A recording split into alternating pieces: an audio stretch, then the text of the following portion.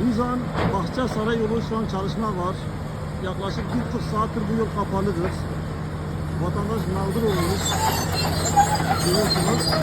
Bu yol hem Nurköy'e gidiliyor hem Bahçesaray yoludur burası. Biz de geldik yolda kaldık.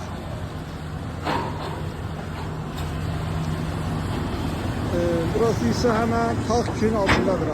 Takköy'ün. Abi o karayolları gittiğim manalıkları mağdur, mülazimli muizza manavasi. Arabamın muizzası. Burada kendi zaten bitsin an uzanım.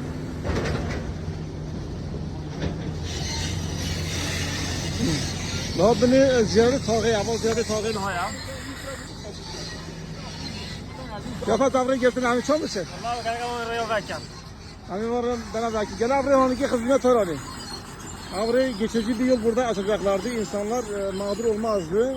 Görüyorsunuz. Burada çalışma var. Biz de Bahçesaray'a gideceğiz inşallah. Böyle yol kapalı olunca gidemiyoruz. Böyle yolda kalan insanları göstereceğiz. Arabaların. Am işten bajarım miksi ve re boşa, re çetken. Ama bula raya ki xizbina xara. Ve mila namana reda.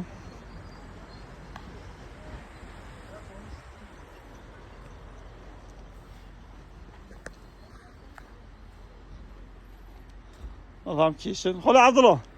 ما هو بالك يجي تخافتنا كينوكي خذ عبد الله له تكاش شي نورس خذ عبد الله جي تبستا نورس ويجي ما ريدونيم خذ يورم جدا بريتا ذاكري اي والله مالي والله ما هو كيشو محمود طبي ما قول منا ريدوني لا دي هو محمود طبي جي مرحبا شلون بوشن مرحبا كيف تعال عزرائيل ne boşuna ya genç. لا Araba olmuş kim atıyor? Saatiyle inşallah İstanbul'da. No İstanbul'da. Ben sevdim bana geçelim. Ama da bir sen hiç açma.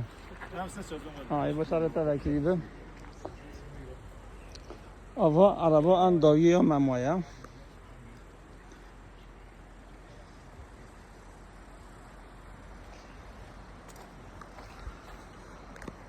Ha ma nişava dاره.